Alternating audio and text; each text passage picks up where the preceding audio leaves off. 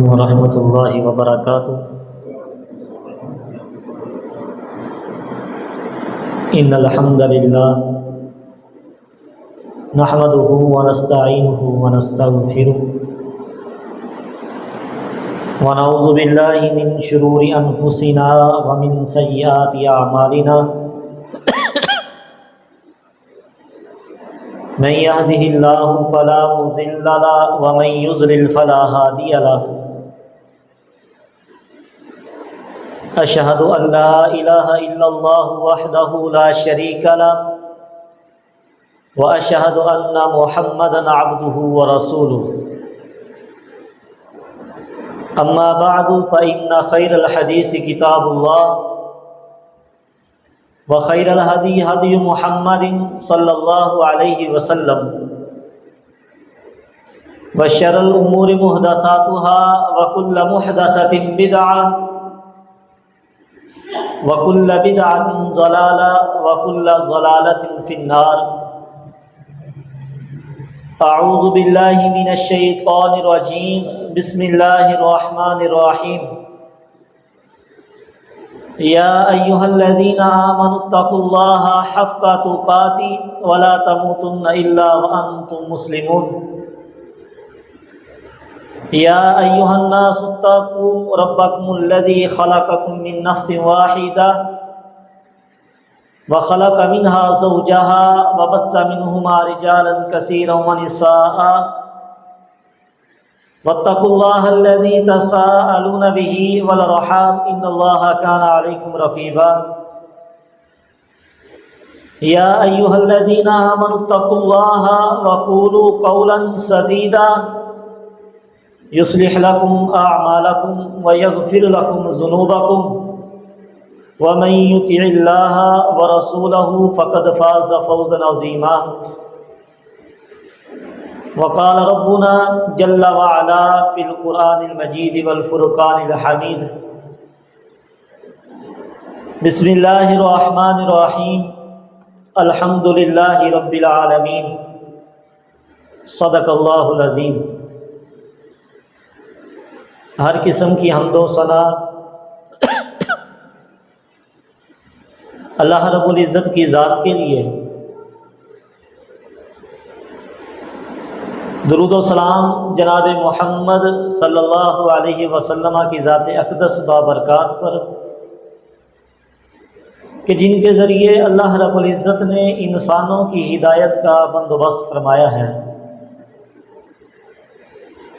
سامعین ذی احتشام،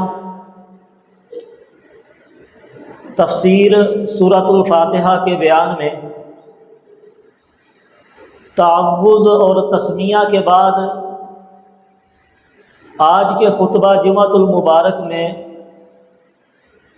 ہم انشاءاللہ العزیز الحمدللہ رب العالمین پر بات کریں گے۔ یقیناً یہ الحمدللہ ان دو لفظوں میں بہت ساری ایسی مفید باتیں ہیں جو ہمارے علم میں ہونی چاہیے،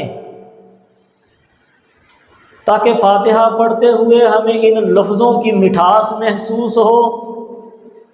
اور ہمارے ایمان کو تقویت ملتی رہے۔ الحمدللہ رب العالمین، تمام تعریف اللہ کے لیے جو تمام جہانوں کو پالنے والا ہے۔ سب سے پہلے ہم دیکھتے ہیں کہ اللہ تعالیٰ کی ذات کون ہے، اللہ تعالیٰ کا تعارف کیا ہے۔ قرآن پاک میں اللہ تعالیٰ نے اپنے بندوں کو خود اپنا تعارف کرواتے ہوئے ارشاد فرمایا۔ اللہ تعالیٰ ارشاد فرماتے ہیں، اللہ الذی خلقکم ثم رزقکم ثم یمیتکم ثم یحییکم۔ دنیا کائنات کے لوگوں، اللہ الذی، اللہ وہ ہے، خلقکم، جس نے تمہیں پیدا کیا ہے، ثم رزقکم، پھر تمہیں رزق عطا کیا، ثم یمیتکم، اللہ وہ ہے پھر جو تمہیں موت دے گا، ثم یحییکم، اللہ وہ ہے جو تمہیں پھر زندہ کرے گا۔ هل من شرکائکم من یفعل من ذلکم من شیء۔ آگے اللہ تعالیٰ ارشاد فرماتے ہیں، کیا تمہارے شریکوں میں سے کوئی ہے جو اس میں سے کچھ کر سکتا ہو؟ ظاہر ہے اللہ تعالیٰ کے سوا کوئی یہ نہیں کر سکتا کہ وہ تخلیق کرے، اللہ تعالیٰ کے سوا کوئی رزق عطا نہیں کر سکتا، اللہ تعالیٰ کے سوا کوئی موت نہیں دے سکتا، موت دینے کے بعد اللہ کے سوا کوئی زندہ نہیں کر سکتا۔ اللہ تعالیٰ ارشاد فرماتے ہیں کیا تمہارے شریکوں میں سے جن کو تم اللہ کے سوا پکارتے ہو، جو تم نے اللہ کے سوا اپنے حاجت روا، مشکل کشا، داتا، غوث، دستگیر اور غوث اعظم اور غریب نواز بنائے ہوئے، اور مجھے بتاؤ کیا تمہارے شریکوں میں سے کوئی ہے جو یہ کر سکے کہ وہ پیدا کرے، پیدا کرنے کے بعد پھر وہ رزق عطا کرے، پھر وہ موت دے، موت دینے کے بعد پھر وہ زندہ کرے؟ یقیناً کوئی نہیں کر سکتا۔ پھر انہیں پوجنے اور ان کے آستانوں پہ جا کر کے نظریں ماننے اور چڑھاوے چڑھانے کا کیا فائدہ؟ سورۃ الجاثیہ میں اللہ تعالیٰ اپنا تعارف کرواتے ہوئے ارشاد فرماتے ہیں قُلِ اللَّهُ يُحْيِيكُمْ ثُمَّ يُمِيتُكُمْ ثُمَّ يَجْمَعُكُمْ إِلَىٰ يَوْمِ الْقِيَامَةِ۔ اے میرے محبوب پیغمبر آپ کہہ دیجئے اللہ وہ ہے جس نے تمہیں زندگی عطا کی ہے، اللہ وہ ہے ثم یمیتکم جو تمہیں موت دے گا، ثم یجمعکم الی یوم القیامہ پھر وہ تم ساروں کو قیامت کے دن کی طرف جمع کرے گا۔ حضرات ذی احتشام ذرا غور کیجئے، ان دونوں آیات میں اللہ تعالیٰ نے اپنا تعارف کرواتے ہوئے کہا کہ اللہ وہ ہے جو جس نے تمہیں زندگی عطا کی ہے اور جو تمہیں موت دے گا۔ پھر اسے سنیے، ان دونوں آیات میں اللہ تعالیٰ نے اپنا تعارف کرواتے ہوئے کہا کہ اللہ وہ ہے کہ جس نے تمہیں زندگی عطا کی ہے اور تمہیں موت دے گا، جس نے تمہیں پیدا کیا ہے اور پیدا کرنے کے بعد پھر تمہیں موت بھی دے گا، وہ اللہ ہے۔ یاد رکھیے تخلیق انسان کی ابتدا ہے، انسان کا پیدا ہونا یہ انسان کی ابتدا ہے، اور انسان کا مر جانا وہ اس دنیا میں انسان کی انتہا ہے۔ اللہ تعالیٰ نے کہا کہ اللہ وہ ہے جو تمہیں زندگی دیتا ہے اور اللہ وہ ہے جو تمہیں موت دے گا، یعنی تمہاری ابتدا سے لے کر کے تمہاری انتہا تک تمہارا جو سب کچھ ہے، تمہارا حاجت روا، تمہارا مشکل کشا، تمہارا داتا، تمہارا دستگیر، تمہاری روزی کا مالک، تمہیں اولاد دینے والا وہ اللہ تعالیٰ کی ذات ہے۔ یہ اشارہ ہے ان دو آیتوں میں کہ تمہاری ابتدا سے لے کر کے تمہاری انتہا تک تمہارا اللہ ہے رب، تمہارا رب اللہ ہے، تمہیں پالنے والا اللہ ہے، تمہیں روزی دینے والا اللہ ہے، تمہارے نفع و نقصان کا مالک اللہ ہے، تمہیں ہر ایک نعمت عطا کرنے والی ذات وہ اللہ تعالیٰ کی ذات ہے۔ اسی لیے سورہ توبہ میں اللہ تعالیٰ ارشاد فرماتے ہیں ان اللہ لہ ملک السماوات والارض، دنیا کائنات کے لوگوں آسمانوں میں بادشاہی اللہ کی بادشاہی ہے، زمین میں بادشاہی اللہ کی بادشاہی ہے، یحیی و یمیت وہ اللہ ہی زندہ کرتا ہے، وہ اللہ ہی موت دیتا ہے، وما لکم من دون اللہ من ولی ولا نصیر، اور اللہ کے سوا تمہارے لیے نہ تو کوئی دوست ہے اور نہ ہی کوئی مددگار ہے۔ ہاں دنیا کے یہ مشرق و مغرب میں اللہ کے سوا اوروں کو پکارنے والوں کو رب کا قرآن کہتا ہے جتنا مرضی رب کے سوا یا فلاں مدد یا فلاں مدد کے نعرے لگاتے رہو، یہ قرآن کا فیصلہ ہے۔ وما لکم من دون اللہ من ولی ولا نصیر، اللہ کے سوا تمہارا کوئی مددگار ہے ہی نہیں۔ نماز میں کھڑا ہر مسلمان کہتا ہے نا الحمدللہ رب العالمین، یقین کیجئے اور یاد رکھیں الحمدللہ کا مفہوم ہی یہ ہے کہ داتا و دستگیر، مشکل کشا و حاجت روا، روزی دینے والا، اولاد دینے والا، ہر ایک نعمت عطا کرنے والا وہ ایک اللہ ہے۔ یا ایھا الناس انتم الفقراء الی اللہ، یہ باقی سب نبی ولی، یہ چھوٹے بڑے، یہ سب کے سب اللہ کے فقیر ہے، چھوٹی سے چھوٹی اور بڑی سے بڑی نعمت عطا کرنے والی ذات اللہ تعالیٰ کی ذات ہے۔ اولاد بھی اللہ تعالیٰ کی نعمت ہے نا، بہت بڑی نعمت ہے۔ جن کو اللہ تعالیٰ نے اولاد عطا نہیں کی ان سے پوچھئے کہ اولاد کتنی بڑی نعمت ہے۔ اور پھر جن کو اللہ تعالیٰ نے نیک صالحہ فرما بردار اولاد عطا کی ہے، پھر ان سے پوچھئے کہ اولاد اللہ تعالیٰ کی کتنی بڑی نعمت ہے۔ اولاد اللہ تعالیٰ کی نعمت ہے نا، لیکن کچھ لوگ ایسے ہیں جو اولاد لینے کے لیے اللہ تعالیٰ کو چھوڑ کر کے اوروں کے در پہ جاتے ہیں۔ کوئی مرغا لے کر کے جا رہا، وہ کوئی کالا بکرا لے کر کے جا رہا۔ یہ شفا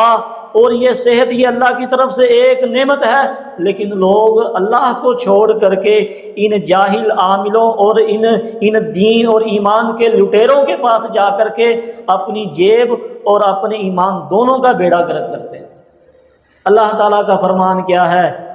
فرمایا وما بکم من نعمت فمن اللہ، اے دنیا کائنات کے لوگوں یاد رکھنا تمہارے پاس جو بھی نعمت ہے وہ اللہ تعالیٰ کی طرف سے ہے۔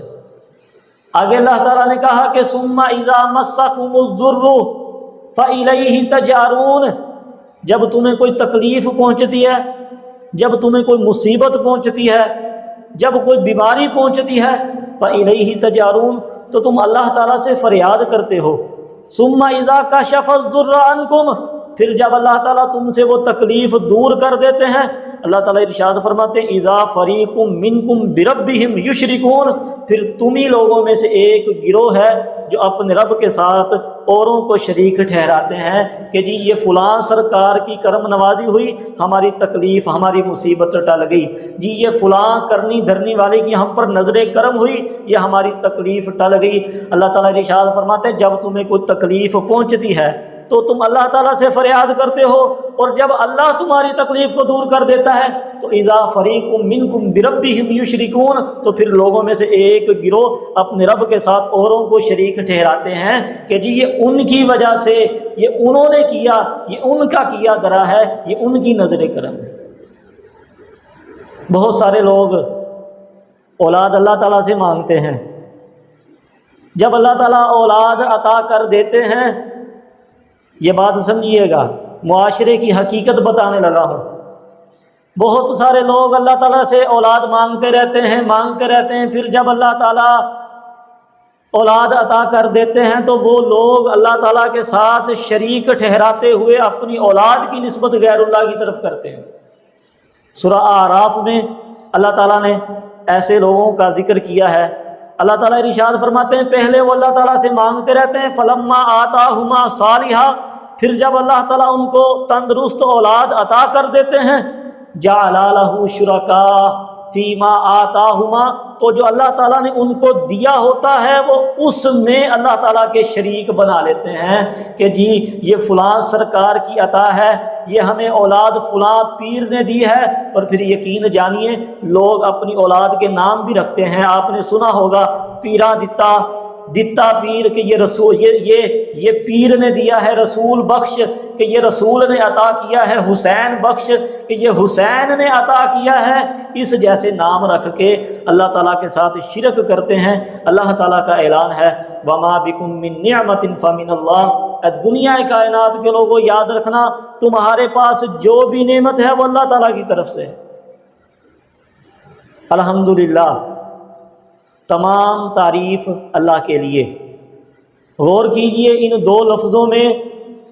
اللہ تعالیٰ نے عقیدہ توحید کو بیان کیا ہے۔ تمام تعریف اللہ کے لیے ہے، اس لیے کہ تمام کمالات کا مالک اللہ ہے۔ یہ الحمدللہ یہ کلمہ شکر ہے۔ تمام تعریف اللہ کے لیے کہ تمام نعمتوں کا مالک اللہ ہے۔ اور یاد رکھیں یہ الحمدللہ یہ دو لفظ کوئی چھوٹے لفظ نہیں ہیں۔ قرآن پاک کی سب سے عظیم سورت کی ابتدا اللہ تعالیٰ نے ان دو لفظوں سے کی ہے، الحمدللہ رب العالمین۔ قرآن پاک کی کئی سورتوں کا آغاز سورۃ الانعام، سورۃ الکہف اور سورہ سبا، کئی سورتوں کا آغاز اللہ تعالیٰ نے ان الفاظ سے کیا ہے، الحمدللہ۔ نبی صلی اللہ علیہ وسلم اور نبی صلی اللہ علیہ وسلم سے پہلے جتنے بھی انبیاء اور رسل گزرے ہیں ان تمام کی زبان پہ ہر وقت ہر حال میں یہ الحمدللہ ہوا کرتا تھا۔ بخاری میں حدیث ہے نبی صلی اللہ علیہ وسلم کو معراج کروائی گئی، صحیح البخاری کی روایت ہے کہ معراج کی رات نبی صلی اللہ علیہ وسلم کو 2 پیالے پیش کیے گئے، ایک پیالے میں دودھ تھا، دوسرے پیالے میں شراب تھی، دونوں پیالے نبی علیہ الصلوۃ والسلام کے سامنے پیش کیے گئے، کہا نہیں گیا کہ یہ لیجئے، بس پیش کر دیے گئے۔ تو نبی صلی اللہ علیہ وسلم نے دودھ کو پسند کیا، نبی علیہ الصلوۃ والسلام نے دودھ کا پیالہ اٹھایا، اور جناب جبریل علیہ الصلوۃ والسلام جو کہ دیکھ رہے تھے، دیکھ کر کے کہتے ہیں الحمدللہ الذی ہداک للفطرہ، تمام تعریف اللہ کے لیے جس نے فطرت کی طرف آپ کی رہنمائی کی ہے۔ جناب نوح علیہ الصلوۃ والسلام کو جب ظالم قوم سے نجات ملی تو جناب نوح علیہ الصلوۃ والسلام بھی انہی الفاظ کے ساتھ اللہ تعالیٰ کا شکر ادا کرتے ہیں، الحمدللہ الذی نجانا من القوم الظالمین، تمام تعریف اللہ کے لیے ہے کہ جس نے ہمیں ظالم قوم سے نجات عطا کی ہے۔ جناب داؤد علیہ السلام اور جناب سلیمان علیہ السلام کو اللہ تعالیٰ نے بہت بڑا مقام و مرتبہ عطا کیا تھا۔ جناب سلیمان علیہ السلام کو اللہ تعالیٰ نے ایک بہت بڑی سلطنت عطا کی تھی، انسانوں پہ حکومت، جنوں پر حکومت، پرندوں پر حکومت، جانوروں پر حکومت، پانی اور ہواؤں پر حکومت۔ جناب سلیمان علیہ السلام کو اتنی بڑی عطا ہوئی ہے، اس عطا کا شکر ادا کرنے کے لیے جناب سلیمان علیہ السلام کی زبان پہ الفاظ آئے ہیں، تو یہی الفاظ تھے، الحمدللہ الذی فضلنا علی عبادہ الذی فضلنا علی کثیر من عبادہ المؤمنین، کہ تمام تعریف اللہ کے لیے۔ عمر بن خطاب، یہ میں اس لیے بتا رہا ہوں کہ یہ الحمدللہ یہ کوئی چھوٹے لفظ نہیں ہے یا کوئی معمولی الفاظ نہیں ہے۔ وجہ یہ ہے کہ ہمیں چیزوں کی اہمیت کا نہیں پتہ، اس لیے ہم ان چیزوں کی خیر و برکت سے محروم رہ جاتے ہیں۔ جیسے ہمارے گھر میں کوئی مہمان آئے نا اور ہمیں پتہ ہی نہ ہو کہ وہ کون ہے، جیسے کیسے بھی کر کے اسے روانہ کر دیا، پھر بعد میں پتہ چلے کہ اچھا وہ تو وہ تھا، اتنا اہم مہمان، اتنا بڑا مہمان، تو پھر پچھتاوا ہوتا ہے کہ ہم نے تو اس کی اتنی خاطر تواضع ہی نہیں کی۔ یہی وجہ ہے کہ ہمیں چیزوں کی اہمیت کا نہیں پتہ، جس وجہ سے وہ چیزیں ہماری زندگی کا حصہ نہیں ہیں اور ہم ان کی خیر اور ان کی برکتوں سے محروم ہیں۔ عمر بن خطاب رضی اللہ تعالیٰ عنہ نے اپنی شہادت کے وقت پوچھا کہ مجھ پر حملہ کرنے والا کون ہے؟ لوگوں نے بتایا کہ آپ پر حملہ کرنے والا ایک مجوسی ہے، مسلمان نہیں ہے، مجوسی ہے۔ تو جناب عمر رضی اللہ تعالیٰ اللہ تعالیٰ کا شکر ادا کرتے ہیں، الحمدللہ الذی لم یجعل میتتی بیاد رجل یدعی الاسلام، کہ تمام تعریف اللہ کے لیے کہ جس نے میری موت کسی مسلمان کے ہاتھوں نہیں کی۔ عمر بن خطاب بھی اس دنیا سے جاتے جاتے اللہ تعالیٰ کا شکر ادا کر رہے ہیں اور الحمدللہ کہہ رہے ہیں۔ نبی صلی اللہ علیہ وسلم نے ارشاد فرمایا، لوگوں یاد رکھنا، افضل الذکر لا الہ الا اللہ و افضل الدعاء الحمدللہ، سب سے افضل ذکر یہ لا الہ الا اللہ ہے، اور سب سے زیادہ فضیلت والی دعا وہ یہ الحمدللہ ہے۔ ایک آدمی کو وہ دعا مانگنے کا طریقہ نہیں آ رہا تھا، نبی علیہ الصلوۃ والسلام نے اسے بلایا اور کہا کہ سب سے پہلے یہ الحمدللہ پڑھو، اللہ تعالیٰ کی تعریف کرو، پھر مجھ پہ درود پڑھو، اور پھر جو اللہ سے مانگنا ہے مانگو۔ اللہ سے مانگنے کا جو طریقہ ہے سب سے پہلے یہ الفاظ ہیں الحمدللہ۔ ایک حدیث میں ہے، فرمایا نبی صلی اللہ علیہ وسلم نے، الحمدللہ تملأ المیزان، کہ یہ جو الحمدللہ کا لفظ ہے نا، یہ میزان کو نیکیوں سے بھر دیتا ہے۔ یہ کل قیامت کا دن ہوگا، ترازو رکھا جائے گا، تو جو نیکیوں کا پلڑا ہے یہ الحمدللہ کا لفظ اس پلڑے کو اجر و ثواب سے بھر دے گا۔ سلسلہ احادیث صحیحہ میں ایک روایت ہے، فرمایا نبی صلی اللہ علیہ وسلم نے کہ ایک بندے نے کہا الحمدللہ کثیرا، الحمدللہ کے ساتھ صرف کثیرا کا اضافہ کیا ہے، الحمدللہ کثیرا۔ فرمایا نبی صلی اللہ علیہ وسلم نے کہ فرشتوں پر اس کا اجر و ثواب لکھنا مشکل ہو گیا، وہ اللہ تعالیٰ سے گزارش کرتے ہیں اللہ اس کا اجر و ثواب کیسے لکھیں، نہیں بات سمجھ میں آ رہی، ہم پر اتنا اجر و ثواب لکھنا مشکل ہو گیا۔ اللہ تعالیٰ نے کہا کہ جیسے میرے بندے نے کہا ہے ویسے ہی لکھ دو الحمدللہ کثیرا، کل قیامت کا دن ہوگا، میرا یہ بندہ میرے سامنے کھڑا ہوگا، پھر میرا بندہ جانے اور میں جانوں، اس کا اجر و ثواب اپنے بندے کو میں ہی عطا کروں گا۔ جامع ترمذی میں حدیث ہے، ایک صحابی کو چھینک آئی، اب چھینک آنے میں کہا کہ جس کو چھینک آئے وہ کہے الحمدللہ، اور جس نے الحمدللہ سنا ہے وہ کہے یرحمک اللہ،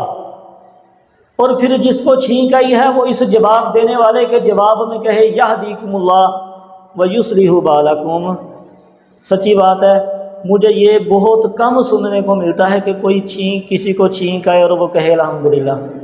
اچھا اگر وہ کہہ بھی دے الحمدللہ تو یہ تو نہ سننے کے برابر ہے کہ کوئی کہہ دے یرحمک اللہ۔ وہ ہمارے مدرسے میں یہ سننے کو ملتا ہے کہ بچے ایک دوسرے کو یہ جوابات دیتے ہیں، عام معاشرے میں نہیں ہے۔ نبی علیہ الصلوۃ والسلام کے ایک صحابی کو چھینک آئی، صحابی کہتے ہیں الحمدللہ حمدا کثیرا طیبا مبارکا فیہ مبارکا علیہ کما یحب ربنا ویرضا۔ یہ الفاظ اس صحابی نے پڑھے، نبی علیہ الصلوۃ والسلام نے بڑے تعجب کا اظہار کیا اور پوچھا کہ یہ الفاظ کس نے کہے ہیں؟ اب وہ صحابی تھوڑا سہم گئے کہ پتہ نہیں میں نے کوئی غلط کہہ دیا ہے، الفاظ تو اچھے تھے لیکن ہو سکتا ہے کہ یہ موقع نہ ہو یہ الفاظ کہنے کا، تو وہ خاموش رہے۔ نبی علیہ الصلوۃ والسلام نے کہا بتاؤ کس نے کہے ہیں؟ پھر نبی علیہ الصلوۃ والسلام نے تیسری مرتبہ پوچھا تو رفاعہ بن رافع رضی اللہ تعالیٰ عنہ کہتے ہیں اللہ کے رسول یہ میں نے الفاظ کہے ہیں۔ فرمایا والذی نفسی بیدہ، اے میرے صحابی مجھے قسم ہے اس ذات کی کہ جس کے ہاتھ میں میری جان ہے۔ محبوب پیغمبر علیہ الصلوۃ والسلام نے قسم اٹھا کر کے کہا کہ یہ اس قدر عظیم الفاظ ہیں کہ یہ الحمدللہ سے ابتدا ہے، اس میں اللہ تعالیٰ کی تعریف بیان ہوئی ہے، اللہ تعالیٰ کی حمد بیان کی گئی۔ فرمایا مجھے قسم ہے اس ذات کی کہ جس کے ہاتھ میں میری جان ہے، اللہ تعالیٰ نے 30 سے زائد فرشتوں کو نازل کیا ہے، اور وہ سارے فرشتے ایک دوسرے سے آگے بڑھ رہے تھے کہ میں لکھوں اس کا اجر و ثواب، میں لکھوں اور سب سے پہلے اللہ تعالیٰ کی بارگاہ میں پیش کروں کہ اللہ تیرے بندے نے یہ الفاظ کہے ہیں۔ سچی بات ہے، ہم نے تو یہ کلمہ شکر کہنا ہی چھوڑ دیا ہے۔ حدیث میں آتا ہے کہ نبی صلی اللہ علیہ وسلم پانی پیتے تھے اور 3 سانسوں میں پانی پیتے تھے، اور جب بھی نبی علیہ الصلوۃ والسلام وہ پیالہ اپنے منہ کے قریب کرتے تو بسم اللہ پڑھتے تھے، صرف ابتدا بھی نہیں، جب بھی وہ پیالہ اپنے منہ کے قریب کرتے تو بسم اللہ پڑھتے تھے، اور جب بھی وہ پیالہ اپنے منہ سے جدا کرتے ہٹاتے تو ہر گھونٹ کے بعد نبی صلی اللہ علیہ وسلم الحمدللہ کہا کرتے تھے۔ اور ایک حدیث میں آتا ہے فرمایا نبی صلی اللہ علیہ وسلم نے، صحیح مسلم کی روایت ہے کہ اللہ تعالیٰ کو یہ بات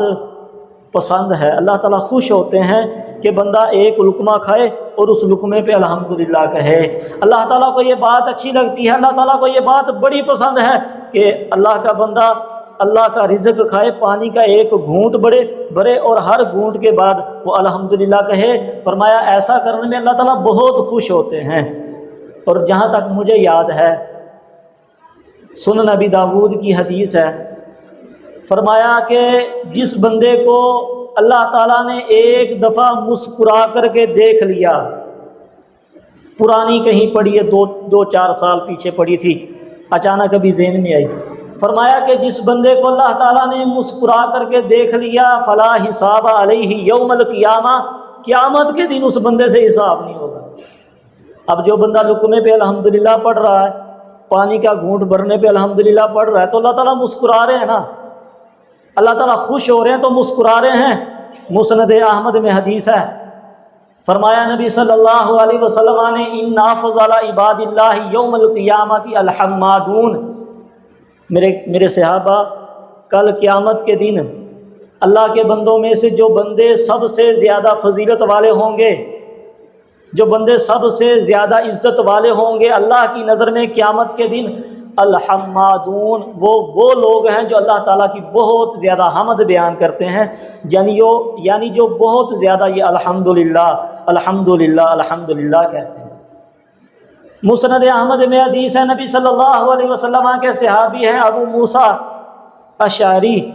رضی اللہ تعالی عنہ، کہتے ہیں کہ نبی صلی اللہ علیہ وسلم نے فرمایا کہ جب کسی بندے کا بیٹا فوت ہوتا ہے،